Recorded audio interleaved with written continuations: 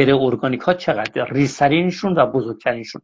ببینید من تایید میکنم و تاکید میکنم که غیر ارگانیک ها قابل رؤیت نیستن، چون کلمه جن در معنای خودش به معنای پوشیده و نهان. ممکنه از طریق یک سری وسایلی حضور خودشونو ثابت کنه که من متأثر شدم از این قضیه. در شبی در حدود 37 سال پیش، 40 سال پیش، 38 سال پیش، من در جایی در یک آپارتمان تنها شب نشستم برای احضار روح. برای تجربه اینی که من میگم خیلی من وقت گذاشتم و خیلی اذیت شدم. برای من البته ارزش رو داشته. بیابانهای تاریک ظلمات رو من طی کردم. شبها در جاهای مختلف تاریک خوابیدم، گفتم با من ارتباط بگیریم. یک شب خیلی اذیت شدم، با من ارتباط نمیگرفتن از طریق همون صفحه شطرنجی و نعلبکی. دوستانی که تجربه دارن میدونن چی میگم.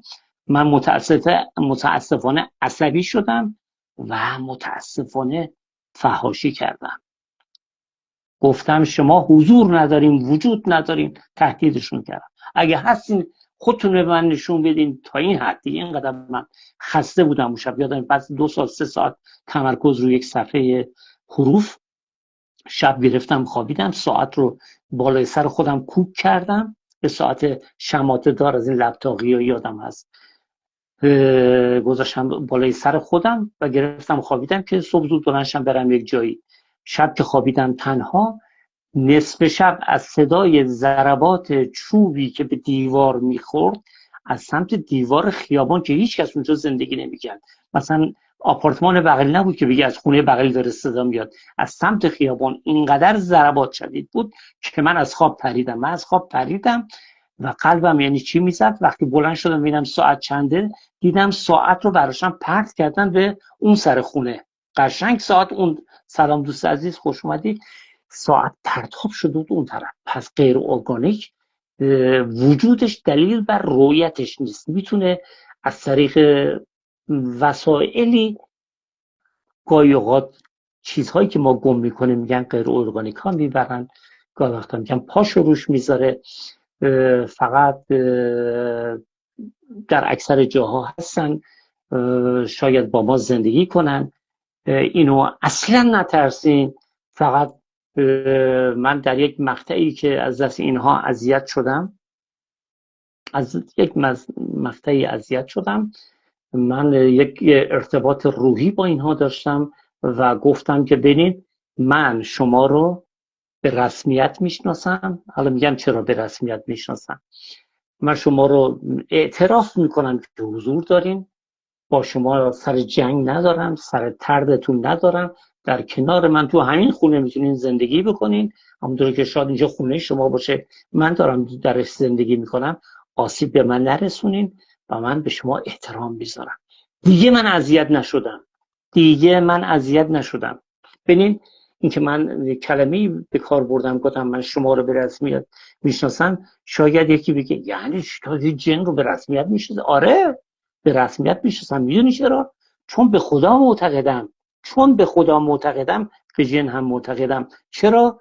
چون حالا بالاخره در کتب دینی و آسمانی مختلف و در تجربیات مختلف آمده که خداوند جن رو آفریده. اصلا هر چیزی رو که ما حس کنیم در مجموعه ما، در اطراف ما داره زندگی میکنه، خود همین دلیل بر این هستش که خداوند اونو خلق کرده و اون مأموریت خاص خودش رو داره، برای چیز خاصی آفریده شده. من نمیتونم با چیزی بجنگم که خدا اونو آفریده، ولی کن اون سطح ارتعاش و فرکانسش و وجودیش با من فرق داره. من نبایستی وارد محیط اجتماعی اونها بخوام بشم به صورت کنجکاوی هر چیزی.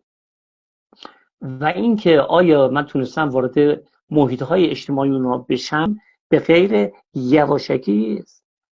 دقیقاً همینطوره. فدات بشم شاهین جان، مرسی که تایید میکنی.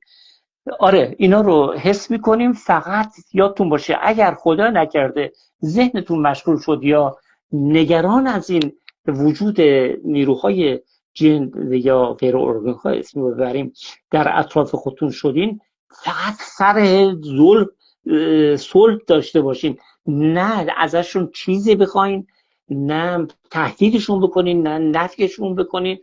فقط بگین من به شما احترام میذارم چون خدا شما را آفریده، من به شما احترام میذارم، چون قبول داریم که غیر از خدا هیچ کس نمیتونه چیزی رو روی این زمین به وجود بیاره.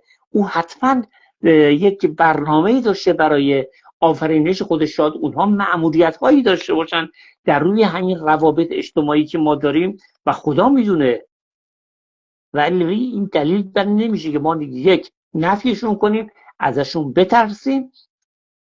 خب شایعات زیاد هست، حرفا زیاد هست، قدیمی ها زیاد حرف زدن، ولی چند ما سعی کنیم دامنه ارتباطیمون تحت همین روابط اجتماعی خودمون باشه.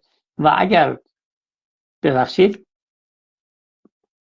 و اگر ماجراجو بودین، خیلی با احتیاط تحقیق کنیم و احساس کنیم که داره بهتون ثابت میشه که چیزی هست، رهاش کنیم بره، چون ته قضیه براتون چیزی نداره جز این که من یه جمله دیگه بگم که گفتم من از این قضیه آسیب دیدم، من و حتی خانومم و اطرافیانم از این قضیه آسیب دیدیم به خاطر ارتعاش، به خاطر استمرار در این موضوع. همونطور که من گفتم کسانی که مدیوم هستن از بدنشون ماده‌ای به نام اکتوپلازم خارج میشه که برای اصطلاحاً سلامتیشون اشکال داره، میتونه آسیب برسونه، میتونه فشار خون بیاره بالا، فشار خون بالا ببره، میتونه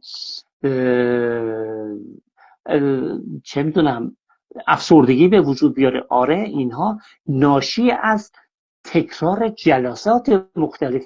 ما تا هفته یکی دو سه شب گاهی اوقات جلسات داشتیم، پایان جلسه که شاید 2-3 ساعت طول میکشید، من به معنای واقعی انرژیمو از دست میدادم. یادم قشنگ کف خونه وسط جمعیت اصلا دراز میکشیدم، نیم ساعت دراز میکشیدم و حالم جا بیاد که بیام بالا. آخه به چه قیمتی؟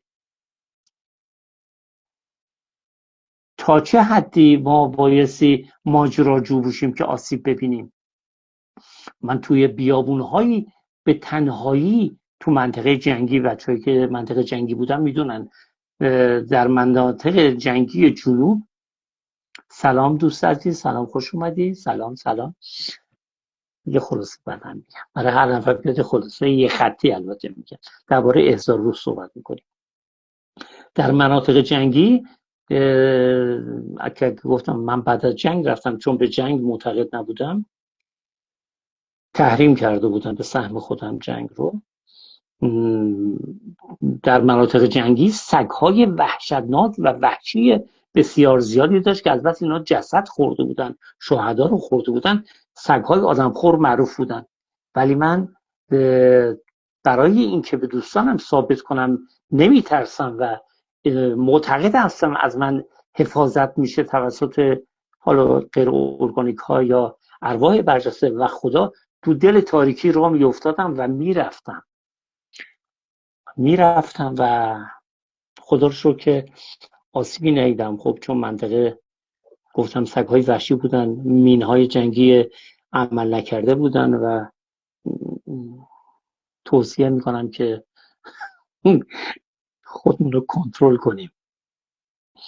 پس برنامه اون اندازه‌ای که درباره جن سوال شد هیچ معنا نداره، بچه‌م فرق نمیکنه ما چیکار به اندازه داریم، کوچیک باشه اندازه یک مورچه باشه یا اینکه اندازه یک دیو باشه. خب من یه لحظه نگاه کنم کسی میخواد بیاد بالا.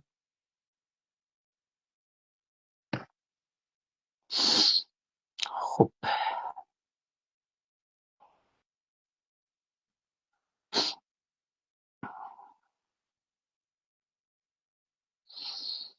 به هر صورت اگر از دوستان تجربه دارن بیان بالا که من به به یه نفر سلام درود شما، سلام شما و به همه خیلی کسی خوش که اومدن، توی لایو خوشحالم هستن. افتخار دادین. منو خوشحالم کردیم که مرسی از شما همچنین. مرسی. اگر تجربه داریم بگین، اگر هم سوالی داریم بگین، من یه خود آموزم. خب راستش من یه سری سواله واسم پیش اومد. بله قبلش هم با بله پیج شخصیم بودم، ستایش اومدم روی بله بله پیج آگاهیم که اگر فالوورامم ام، از این مبحث حالا سوالاتی دارن شاید واسهشون رفت بشه.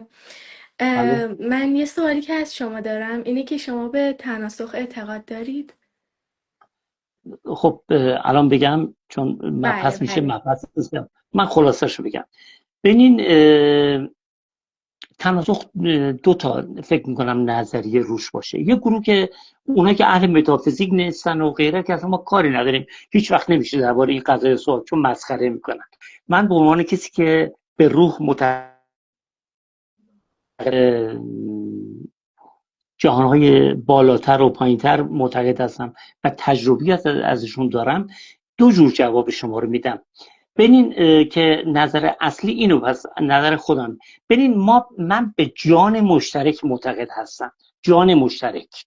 آیا این که من مثلا 20 سال پیش، 20 سال که کمه، 100 سال پیش، 200 سال پیش در یک کشور دیگه، در یک مکان دیگه، در یک هویت دیگه، زن مرد یا یه ملیت دیگه یک بار زندگی کردم یا نه، من خودم نتونستم اینو تجربه کنم و اینو بیارم بالا. تمرکز کردم روش و درخواست کردم، ولی از دوستان که به تناسخ معتقده و تناسخ‌های خودش رو دیده برای من تعریف میکنه. زنم کی بود، بچم کی بود، نمیدونم، حتی افسردگی گرفته از اینکه دلش تنگ شد برای زن بچهش که چه بد مردن اینها و توصیه میکرد وارد این مبحث نشین. من ازش سوال کردم، گفتم ببین تناسخ منو میتونی ببینی؟ یه روز به من جواب داد من 50 تا تناسخ از تو میبینم. ایشون به من گفت. پس از اونجایی که این دوست بسیار شریف و معتقدم به ایشون، 50% قضیه رو میپذیرن که قضایایی بوده. ولی اون نگاه کلی رو من میخوام درباره مبحث تناسخ بگم. به این معتقد هستن که چون ما همه از یک جان مشترک تشکیل شدیم و همین الان هم همه ما در یک جان واحد، تمامی موجودات جهان یک جان مشترک رو داریم الان داریم در همین ساعت صفر، از گذشته تا الان و تا ابد. اگر از این نگاه به قضیه نگاه کنیم، آره من 300 سال پیش من بخشی از وجود کسی هستم که در جنگ فلان موضوع کشته شده، مثلا میگم در اونجا حضور داشتم. ببینید وقتی یک نفر که فوت میکنه و از بین میره، این که نیست و نابود که نمیشه، این به زمین منتقل میشه، به گیاه منتقل میشه، به آب خاک منتقل میشه و یک موجودی از این میخوره و باز این که خورده میشه میتونه بخشی از وجود من بره تو وجود ایشون. من نرفتم منتقل بشم به وجود این یک نظریه هستش. یا این که پسر من بخشی از وجود منه، که بخشهایی از استعداد، توانایی، روحیات منو با خودش داره حمل میکنه و بعد از اون بچه اون هم داره خواهد شد. این از این زاویه نگاه کنیم ما به غیر مستقیم منتقل شدیم. و نظریه دومی هست که من برام ثابت نشده، این که من در تاریخ 1404 دارم زندگی میکنم، میگم اصلا 50 سال دیگه من ممکنه فوت کنم، بعد به من گفته بشه که اون نظریه کنان هست، چون تو این دوره رو کامل پاس نکردی، ما یه فرصت دیگه به تو میدیم که بری تو اون بدن دیگه. خب بری تو اون بدن دیگه و تجربه بکنی. ببینید اون کسی که 50 سال دیگه به دنیا اومده، اگر من آدم خیلی بدی بودم، چه دلیل داره او کارمای منو پس بده در زندگی روزمره‌ای که تمام وجود مال خودشه؟ بعد من برم تو وجود اون، یا اون تماما خود من هست؟ خب اگر صحبت دارین تا اینجا بفرمایید. خب اینی که گفتید ما توانایی اینو داریم که از زندگی قبلیمون باخبر باشیم، این دقیقاً چیزی که منم بهش ایمان دارم، چون که یه چیزی هست به نام آکاشیک زمین که خب همه اون اطلاعاتی که ما توی زندگی قبلیمون هم داشتیم توی این آکاشیک میشه، آره ولی نسبت به اون، به خاطر اون یعنی اجرای لطفی هم هست که به ما داده شده از طرف خداوند که ما زندگی قبلیمون از یادمون میره، ولی توی حافظه